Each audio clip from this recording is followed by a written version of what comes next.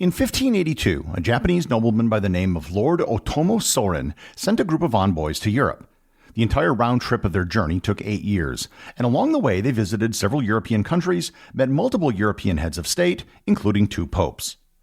It was hoped that this mission would revolutionize relations between Europe and Japan. Learn more about the Tensho Embassy and the first Japanese mission to Europe on this episode of Everything Everywhere Daily.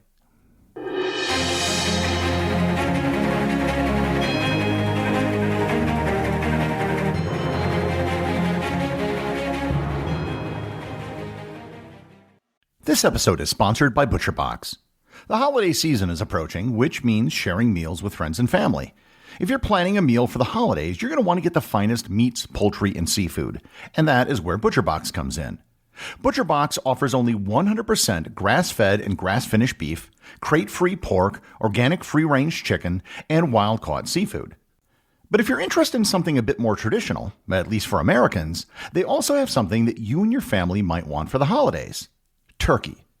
You can serve some of the best free-range turkey with no added antibiotics, hormones, or preservatives. And if you're looking for turkey for your holiday meal, you're in luck. ButcherBox is offering Everything Everywhere Daily listeners free turkey in your first box, plus $20 off your first order. Just sign up at butcherbox.com/daily and use code DAILY. Once again, butcherbox.com/daily, code DAILY. Hey everyone, I wanted to tell you about a podcast that I think you might enjoy called The Side Hustle Show. The Side Hustle Show helps you make extra money by showcasing the stories and ideas of regular people who've made it happen.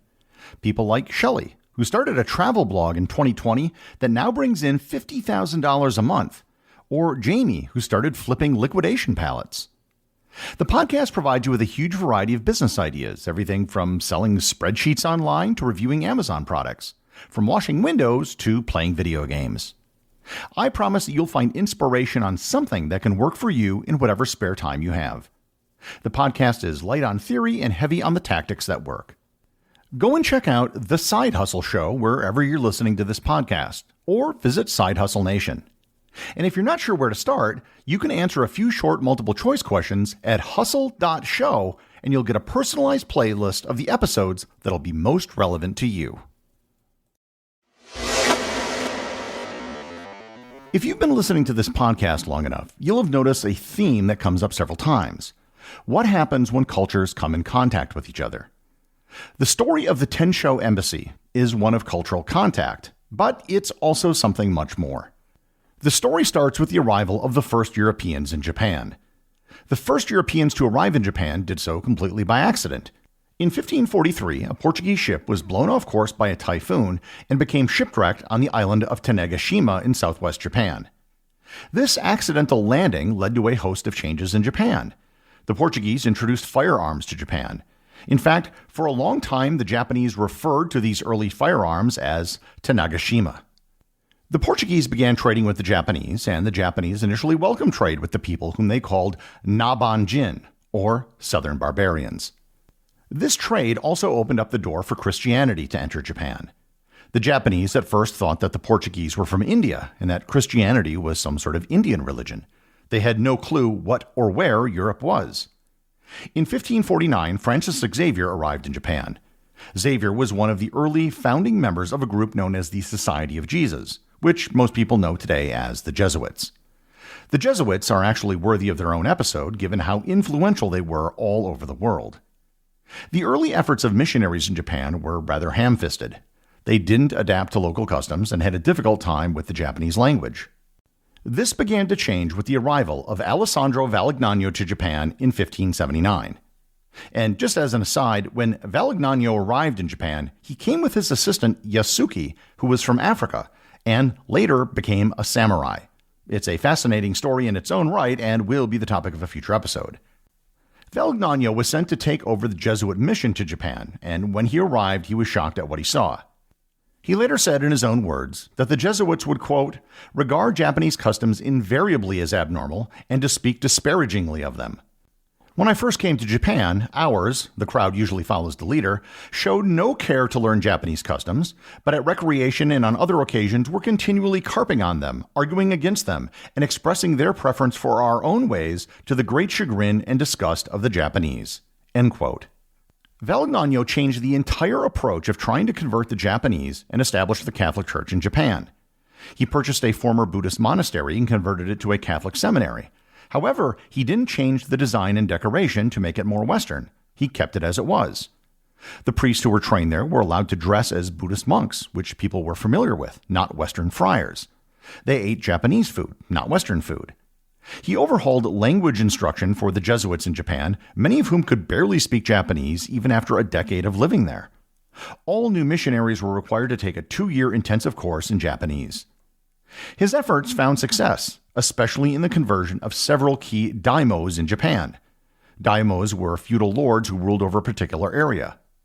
One in particular, Omura Sumitada, granted the Jesuits control over a port in what was then just a small fishing village called Nagasaki. The Jesuits used trade from Nagasaki to fund their mission in Japan. However, Valignano had a problem. Back in Europe, they thought the Japanese to be barbarians. Valignano had to convince the church and royal officials that Japan was in fact a highly developed culture that was worth investing in. By the same token, the Japanese still thought that the Europeans were barbarians. He wanted to show the Japanese the richness of Christian culture, which was very difficult to do given how far away they were from each other. A solution to the problem came to Valignano after a meeting with Oda Nobunaga. Nobunaga was sort of the grand shogun of Japan, who had unified most of Japan under his rule. He wasn't the emperor, but he was the de facto leader of Japan as the imperial regent. Nobunaga wasn't a Christian and was never really a patron of the Christians in Japan, but he did tolerate their presence and saw a use for them as they opened up Japan for trade in valuable goods. In a meeting with Nobunaga, Valignano was supposedly given a silk tapestry intended to be a gift for the Pope to demonstrate the cultural achievements of Japan. Valignano thought that this was a great idea, but then he realized that he shouldn't be the one to present it to the Pope. It should be presented to the Pope by Japanese Christians. In Valignano's mind, this would kill 2 birds with 1 stone. A group of Japanese Christians who could tour Europe to meet the Pope and other heads of state would improve their perception of Japan. And a small group of Japanese who toured Europe could then come back to Japan and tell everyone about the accomplishments of the Christian world. He conferred with several prominent Christian daimyos, led by Ōtomo Sōrin, and they selected 4 young men, approximately 14 years old, who would travel to Europe to represent Japan. The spokesman for the group was to be Ito Mensido, the son of Ito Yoshike, one of the regional daimyos. Mensido had been baptized a Christian and had studied Latin. Accompanying him were 3 sons of other high-ranking Christian daimyos: Miguel Chijiwa, Giuliano Nakura, and Martino Hara. All of those were Christianized names that they took when they were baptized. The diplomatic mission became known as the Tensho Embassy, as it took place during the Tenshō period, named after the Japanese emperor at the time. The group set sail on February 20th, 1582. They were accompanied on the first leg of the voyage by Valignano. Their first stop was in the Portuguese enclave of Macau. From there in March, the 4 boys and Valignano sailed to Malacca, Kochi, and then finally Goa in India. In Goa, Valignano parted with the boys, wrote them letters of introduction, and the rest of the group set sail in September for Portugal, along with Father Nuno Rodriguez, who took Valignano's place. The boys used the time aboard the ship productively. They received lessons in Latin and in Japanese from a Japanese Jesuit who came with them. They were admonished not to neglect their studies in their mother tongue. Finally, after 2.5 years in transit, the group finally arrived in Lisbon on August 10th, 1584. As they later wrote, quote, "On August 10th, we reached the port of Lisbon. The flood of joy we experienced as we entered that port is almost beyond the power of words to express, because it was the end at last of the troubles and difficulties, and because we could now feast our eyes on an amazing range of new things." End quote. In Lisbon, the boys, now over 16, had the proverbial red carpet rolled out for them. They were toured around the city in the personal coach of the Cardinal of Lisbon, and they were amazed at what they saw. For the very first time, they experienced glass windows. They saw the rich and the poor, cathedrals and hovels. Over their first few weeks, they visited almost every church, hospital, and royal palace in Lisbon. After their whirlwind tour in Lisbon, they met with Albert VII, Archduke of Austria and the Viceroy of Portugal. It was here that they unveiled the silk tapestry that had been sent with them from Oda Nobunaga, who, unbeknownst to them, had been killed just months after they left Japan. Albert had been reading updates sent from the Jesuits in Japan and was up to date on the domestic political situation in Japan. The boys were surprised as they assumed nobody in Europe knew or cared about Japan. As for the tapestry itself, it showed the castle of a great ruler. The boys had actually never seen the tapestry themselves until it was unveiled. From Lisbon, they next went to Spain. They went to Toledo and then to Madrid. On November 14th, they met with King Philip II of Spain. They were shown maps to demonstrate the size of Philip's empire, which they stressed was the largest in the world. And at that time, it was. By the time they got to Spain, they had become the talk of Madrid. People lined up to see them in their white Japanese robes. When they arrived in the presence of the king, they did as they were trained, to bow rather than prostrate themselves on the floor as they would have had to do back in Japan.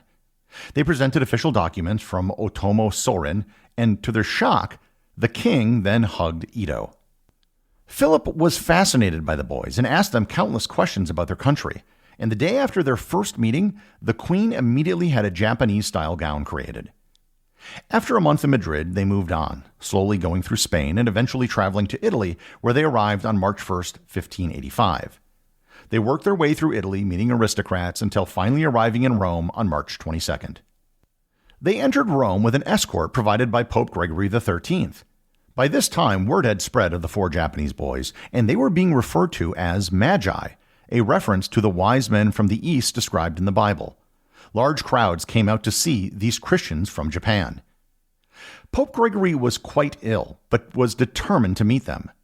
Geographers at the time thought that Japan was larger than India or Arabia, and that these four, now young men, represented the future of the Catholic Church. In the formal meeting with the Pope, they finally presented him with the tapestries which were gifted by Oda Nobunaga. He presented the young men with many gifts and honors and spent days asking them questions. However, on April 10th, just 18 days after they arrived, Gregory XIII died. The new pope was Sixtus V. During his coronation on May 1st, all four of the young men were given prominent roles during his coronation ceremony. Soon after, Sixtus honored all four of them by making them knights in the Order of the Golden Spur. They spent the rest of 1585 traveling through Italy, Spain, and Portugal, visiting Mantua, Verona, Milan, Genoa, and Barcelona. By April 1586, they were in Lisbon and ready to begin their voyage home. The journey back home took much longer than the journey there. With stops in various Portuguese settlements along the way in Mozambique, Goa, and Macau, they finally arrived back in Japan on July 21st, 1590, 8 years after they first left. Things had changed dramatically in Japan over the last 8 years. The new imperial regent had expelled all the Jesuits, and Valignano had to return to Japan to smooth everything over. He did eventually get an audience with the new regent, where the four young men were present. The audience was a hit, as the regent peppered the four with questions about Europe, just as the boys had been questioned in Europe about Japan. It seemed like Valignano's plan had worked. All four were ordained Jesuit priests, and a book was written about their adventure, which was to be used in classrooms for Japanese students. However, by 1603, a military government known as the Tokugawa shogunate came to power and eventually banned Christianity under the penalty of death. Mencio Ito, the group's spokesman, died in 1612 after an illness. Martin O'Hara was banished from Japan and fled to Macau in 1614. Miguel Chichiwa left the Jesuits in 1601 and supposedly renounced Christianity. He died in 1633. However, in 2017, his grave was exhumed, and it was discovered that he was buried with a rosary, giving question to if he had actually abandoned Christianity at all. Julian Nakura did not flee Japan, nor did he abandon Christianity. Rather, he went underground to minister to the hidden Catholic community in Japan. He was captured, tortured, and executed in November 1633. He was eventually beatified by the Catholic Church in 2008. Despite the grand plans for the Tensho Embassy, it had very little long-term impact on either Japan or Europe. The Tokugawa shogunate closed off Japan from the outside world. There was another embassy sent to Europe and the Americas in 1613, but it was never received with the same enthusiasm that the Tensho Embassy was. there wouldn't be another formal delegation sent by Japan to Europe for over 250 years. The executive producer of Everything Everywhere Daily is Charles Daniel. The associate producers are Peter Bennett and Cameron Kiefer. I wanted to give a big thanks to everyone who supports the show on Patreon. Your support helps me put out a new show every day. And if you're interested in Everything Everywhere Daily merchandise, Patreon is currently the only place where it's available. And if you'd like to talk to other listeners of the show and get notified of future episodes and projects, please join my Facebook group or Discord server. Links to everything are in the show notes.